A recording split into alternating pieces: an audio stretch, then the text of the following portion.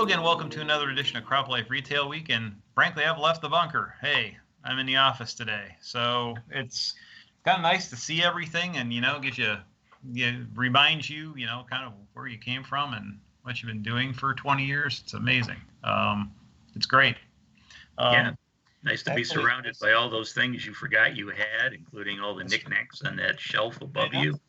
This tchotchke, I got to take some of this back with me. I probably should. Yeah. So Mike Ohms is with TopCon, and he's a friend of mine. And I didn't tell you I was talking about this, so too bad, Eric. But it's just here. It's all right. I'm still distracted by all those pretty light colors above your head there on the ceiling. He was reminiscing about the early days of Precision, and he, was a company we acquired called Clear Window Multimedia that did this magazine they launched called Precision Ag Illustrated. Yeah. And Mike had bragged that he was a subscriber from the very beginning. He was just getting into the industry, and he thought, I got to have this Precision Ag Illustrated. It sounds great. So the magazine only lasted for a 3 years before it unceremoniously was deep-sixed, but it was pretty innovative in its day. And I think this is the first issue. Like he got a nasty note from Grant Wood about the cover using the American Gothic. But anyway, I found an extra copy for him. I'm going to send it to him so he can put it up on his wall. He's like, yeah, if I could just get one of those issues, I'd definitely put it up on my wall, because I was one of those guys. I filled out that card, and paid the bill. That's interesting, Paul. I know. I remember talking to the person who had come over from Clear Window when we made the acquisition for that magazine, and I remember them telling me that they got a nasty note too regarding the use of the American Gothic on their cover, and apparently supposedly there's a team of people or lawyers, I'm not sure which, who just sit around looking for unauthorized uses of that painting in popular media, and let people know that, hey, you can't do that because you owe us I guess a royalty fee for using that, even if you alter it. So yep. Yeah, it's cute and clever and illegal. So there you go. Anyway. So there's some things happening this week. We had, especially in the biostimulant space, with Syngenta acquiring Valagro, and really the talk is how it kind of legitimizes the biostimulant space. I mean, it's certainly the biostimulants versus biologicals have gotten more traction because they're easier to use in terms of storage, and so forth. Retailers have been looking into these things to see what works, how they work, and what regions and what crops. So this kind of gives a boost to to the whole biostimulant world, and there's so many new companies, existing companies out there that maybe haven't had the chance to do the kind of research that a big company backing could provide. We could see more acquisitions along those lines in the future. And that was kind of one. And then of course AMVAC purchased Agrinos, which is more of a traditional biological company. But again, the niche products companies are kind of sorting through best of breed and seeing what'll fit into their portfolios and research programs.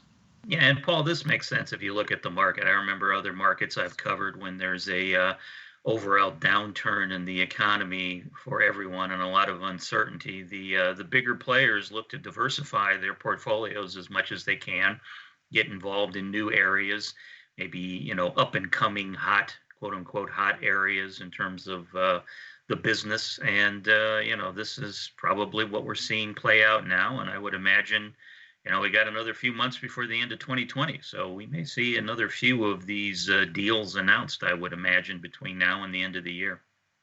Absolutely. Be interesting to watch. So what do you have, sir?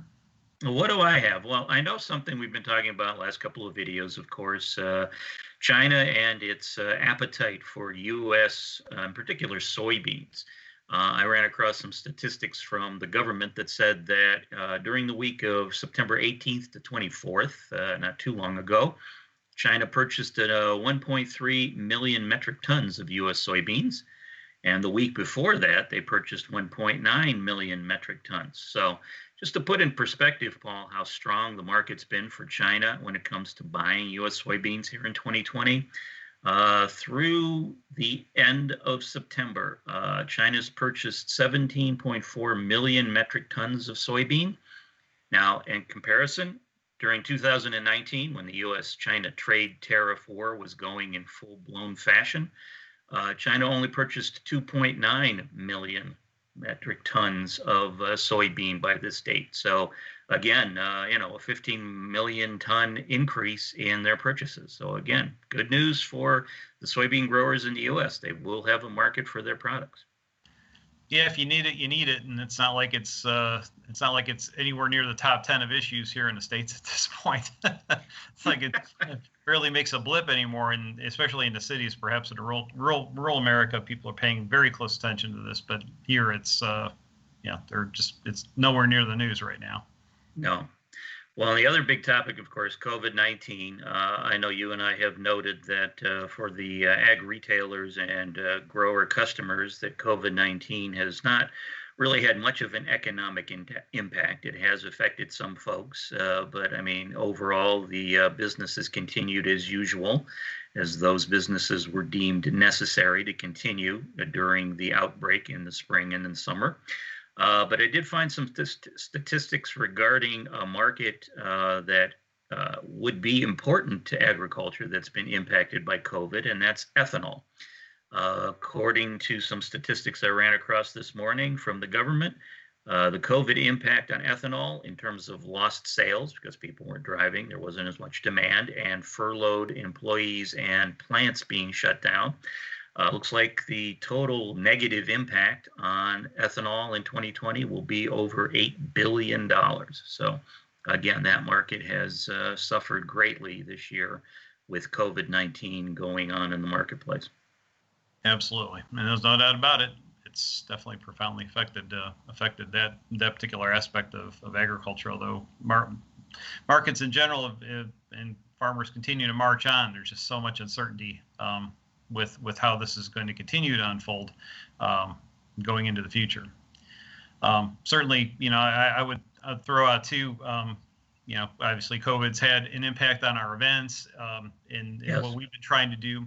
We had originally scheduled actually for would have been later this month, which was very sad, was having to cancel the PACE Executive Forum we had planned.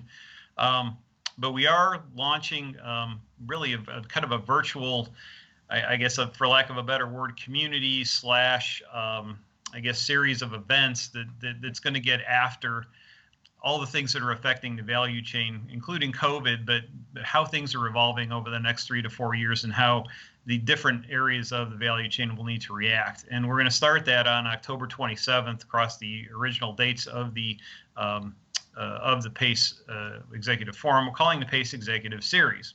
And this is going to be a morning event led by our friends at the consulting firm EY, who've been doing a lot of work on the consumer side to try and determine what consumer habits and consumer preferences are going to be impacting agriculture and the value chain, in the near and in the distant future. And so it's going to be a combination of presentation, panel discussion, and open Q&A for folks who attend.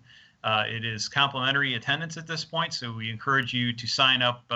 We're putting something on the screen now to give you a sense for what it's about and who's going to be involved. Rob Dongoski and Jonathan Phillips from EY will be leading that. They're terrific individuals. I've known Rob for I think 7 or 8 years now, and work with him on different events. He's going to be terrific, and I know Jonathan Phillips is also excellent.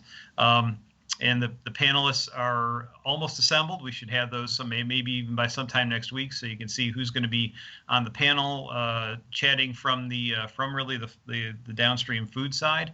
But I expect it to be an excellent discussion and hopefully give you some ideas of what of all these impacts in 2020 are going to do to the egg value chain in the next 3 to 5 years. Yeah, I'll be looking forward to that, Paul. So people check out the web address, and we'll hopefully get to see you virtually here at the end of the month. Well, speaking about things kind of previewing forward, Paul, this is possibly, when this video gets out to our folks in viewer land, that'll be around October 10th or so. Did you say viewer land? Viewerland. What else would you refer to it as? Viewerland. So. Don't know, but that's weird. Anyway, go ahead. All right. Anyhow, hopefully by the time this video, by the time our next video rolls around the following week, around October 17th, we may actually have a decision on dicamba's re-registration. The EPA has announced that they're hoping to make a decision by around October 15th, 16th. So with luck, when we record our next video, we may actually have some clarity regarding if the dicamba products will be re-registered for the 2021 growing season. So stay tuned on that, everyone. You know, I like to be able to do a Halloween surprise, because that's just such a great, would be such a great headline, like they did, the first time. I'm just kidding. The sooner we can get a decision, the better. Hopefully they can get that to us sooner, so we can make some plans and figure out how we're moving forward next year. Yes, and one other thing to warn folks, for the 20 or so people who still haven't gotten back their top 100 form to me, I'm going to be starting to call you people. Yes, I'm looking at you, Wilbur Ellis still, and yes, Agtegra as well. I know those are two of the bigger names of folks that have not returned their forms yet. So be expecting phone calls from me, you organizations that haven't yet returned their forms, as I pester you in person over the telephone to get me the form, so I can finally get the survey results tabulated and put together our report for the December edition of CropLife, which is coming up real quickly on our calendar. So, absolutely, yeah. You don't want to make Eric angry. I mean, he seems very mild-mannered now, but when he doesn't get his forms, it gets kind of ugly around here. So, all right, well, that's all I got, Paul. Okay, and that's all I got too. So that's it for this edition of CropLife Retail Week. Thanks for joining us, and we'll see you next week.